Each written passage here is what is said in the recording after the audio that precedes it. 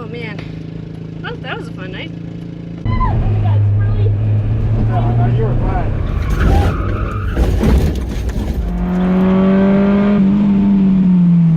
I'm doing it the wrong way. Oh, wow.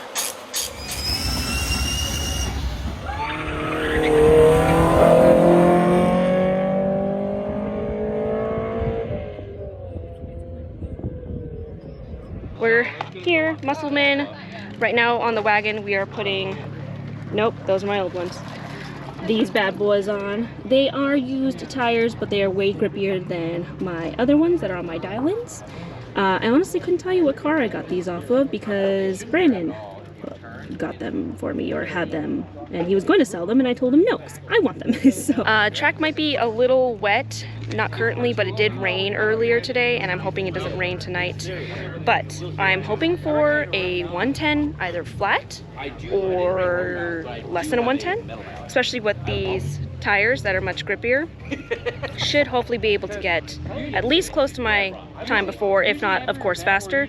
That's the only update we've made though, is the tires, so we'll see. But my fastest time ever on this track, I believe, was a 107.5 if I'm not mistaken, and that was with a stock hatch that had a D series, but that was the only way I got that track time. So we'll see if we can get under 110. At this point, I just want to be able to run and at least get around my last time. Also, Brian from Hasport is here. Brandon is driving the, I believe it's the budget EG, and they're hoping to take it to Southwest GTA. Robbie is hosting at Podium Club. So Brandon will be driving that tonight rather than the NC. That is still for sale, by the way, if you'd like a 2.5 swap NC. So one of the perks of having a husband is free wheels and tires, and then he puts them on for you.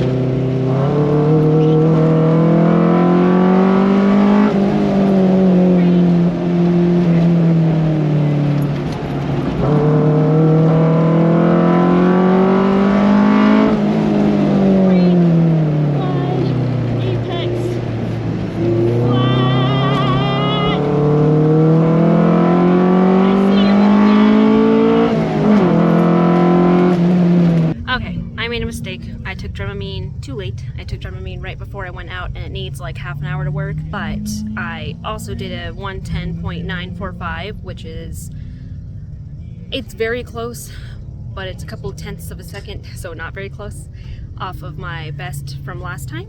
So I gotta make that time better.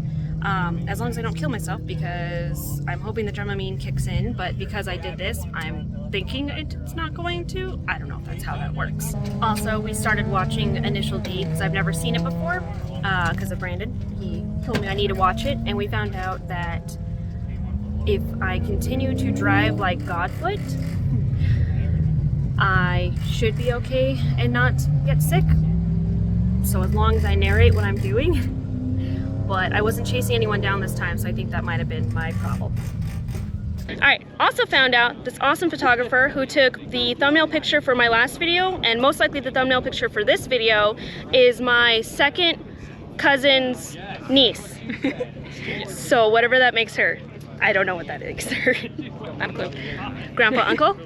We'll just call you Grandpa Uncle. You cool with that? Grandpa Uncle. She's a Grandpa Uncle. But super awesome photographer. I believe you're just starting out, right? Yes. Okay, for just starting out though, her quality and the shots that she takes with moving vehicles, do you know how freaking hard that is? It's not easy.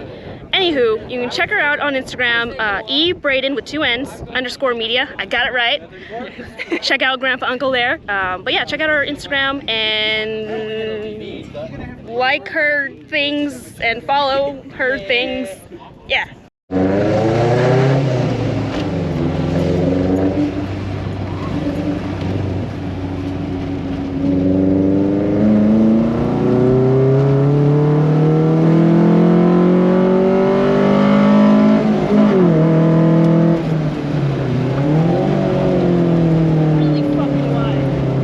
Harder. Okay.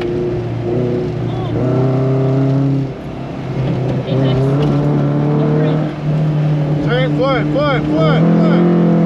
Turn, foot. Brake. Foot. Brake.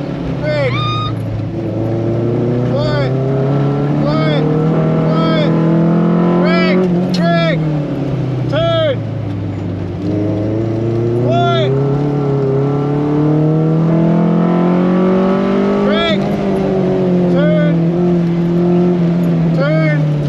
Foot.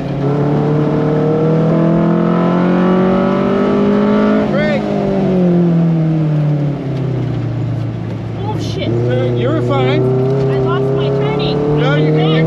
Oh. Brake. Ooh, you could go a lot deeper. Let me do this lap. Foot. Let me do this lap. Let me do it. Okay. Watch.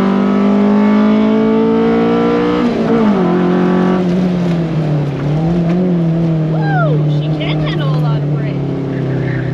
Not squirrely! Gas. Apex. Forward. Apex. Forward. Brake. Apex. Oh shit. Forward. Brake. Apex.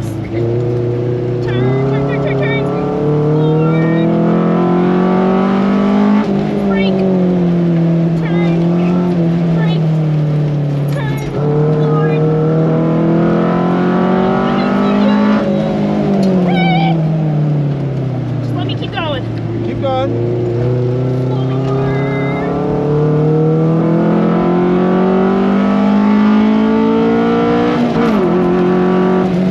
Alright, so Brandon rode with me for a little bit. That's who you heard yelling at me, and then I told him to shut up because I wanted to just drive. So, how was it? Definitely good. Your lines are pretty good. I don't have too much gripes about that, except for maybe a couple corners. You didn't go wide when you could have. The one corner back there, you're still going a little wider than I do in that first part of it. Well, at first I wasn't going wide at all. I was going in, so I think I'm overcompensating for what I wasn't previously doing. It takes a lot of time to find your figure sweet it spot where you out. want. Yeah. It also changes how you feel when you. I think you're waiting too long to floor it.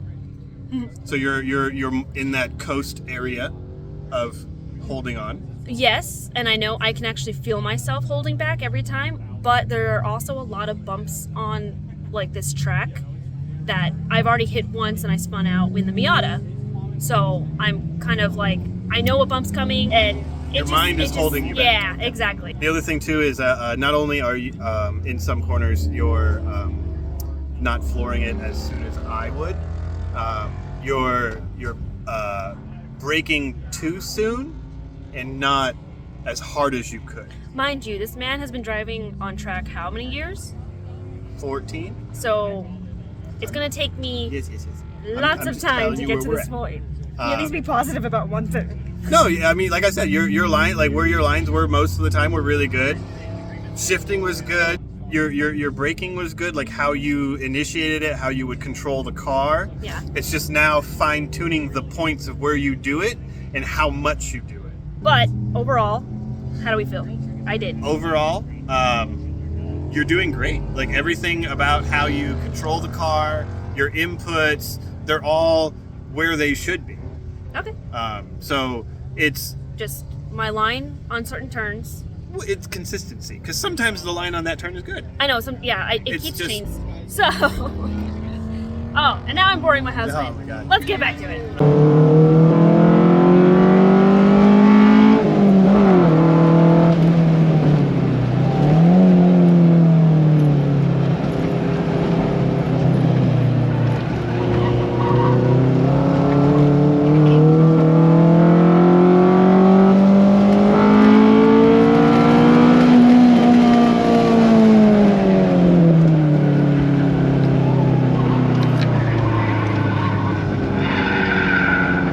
Shit.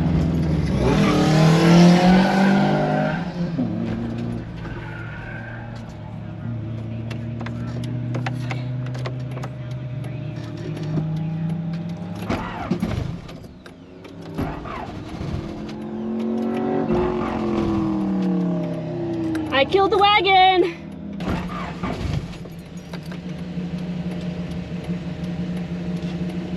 She just died mid-turn. She just check engine light came on and dead, and she won't turn back on. I will tell you. Okay. Am I smoking or no? I thought it was. It just keeps giving out. I don't know what it could be. It literally, I'm mid-turn and I just saw smoke when you tried to start. Yeah, I'm gonna stop then. I don't want to So fuck it with looked it. black smoke. I don't know. I don't either. Look. Yeah, you're gonna have to tow it. Sorry, guys. Don't be sorry. There you go.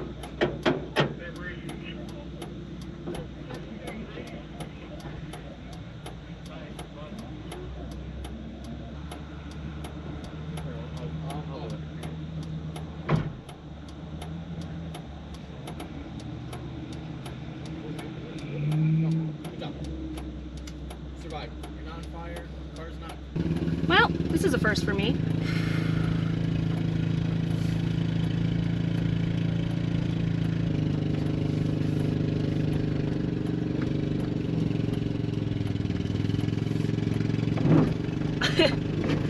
Oh, that's a hill.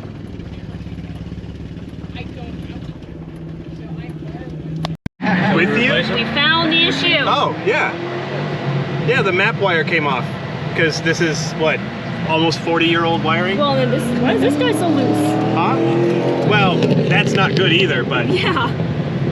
I'll grab a 8 and we'll tighten that up. But Brian, if you want to go with Brian, he's actually got the OEM terminals, and we're going to fix it right now. So. Cool. Yeah, back out. No. Turn the key off.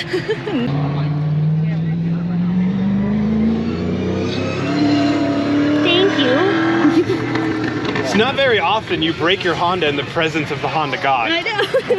Is this a normal thing? Does this happen normally? I mean, old wires can break, yeah. And it's the other thing too, the swap, it had the non-VTEC so swap in many it times. before, yeah. That's kind of crispy. You should have seen him, literally, he was like, I have that terminal. We got all the tools, but we brought the one important one. Yeah. I keep telling him he needs to assemble these kits and just sell them to people. I've literally thought about it because doing that prelude, I'm like, I would love to just wire, clip, wire, and instead of having to do something in solder. I hate a wire broke for her map sensor, and this gentleman came prepared with all of the OEM pins to repin her car. It's the perfect day to break, you know? Okay, go ahead, try it. All right. Ready? Hey! Look at that. Well, that was the end of our race day. I forgot to do an outro for the video, but to explain what happened, a wire depinned itself from my map sensor. And so the car just threw a code and died, as you guys saw mid-turn. So I was lucky enough that the Eclipse behind me was paying attention because he was really close and I had just passed him.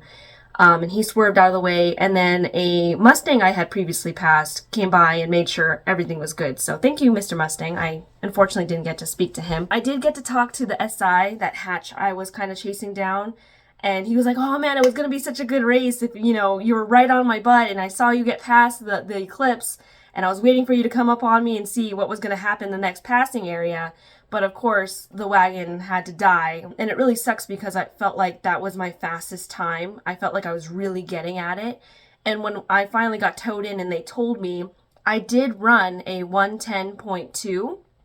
So overall, fastest time yet in the wagon. Again, my fastest time ever on track was with the Graham lights that were yellow, previously yellow before, on that brown hatch. And we had Toyo RRs. So super slicky tires, super sticky tires, and definitely got a lot better with that hatch. So I know I can get a better time. I also believe that my wagon probably can't get that close right now because it's got those tires that are on it now, on the Grim lights, are 8 years old and they've been used quite a bit. So that's a factor. Also, I know I have K-Sports, which I love my K-Sports, but they're just, you know, stock K-Sports, nothing crazy about them. I still have my Duralast Gold brakes, which have plenty of life on them, and they're probably about 7 years old. So that's crazy to me. A seat would really help. At this point, though, it's also, I'm hitting a block with my own mind and not pushing it as far as it can, not braking as hard as, and of course flooring it sooner. The slicks that we had on the Grem lights just weren't the Maxxis RC1s. They almost felt less grippy than my daily tires that are on my dial-ins for my wagon. I don't know, maybe it's just I'm not used to it, maybe they weren't at the right tire pressure. I know that they need to get heated up to really truly work to their full potential, so it's possible it just they weren't heated up enough as well. So we'll see. I am not sure about going to Musselman next month. We have a busy month next month in September, but I want to try and get her out as soon as possible, and hopefully with another upgrade. I am happy with the wagon, not happy with my times, but I did do better than last time. Even though I broke the wagon, it was an easy fix, and I am super thankful and very lucky that Brian from Hasport was there, and he had the proper terminals to fix that depinned wire. It was crazy. It shouldn't have worked out that way, but I'm really glad it did because we didn't have to tow my car back home, and I was able to get back home to my daughter that night. Overall, great race night. Thank you for everybody who came out. Thank you for everybody who helped. I can't wait to get back out there and hopefully better my time. Thanks for watching, and I'll catch you guys next time.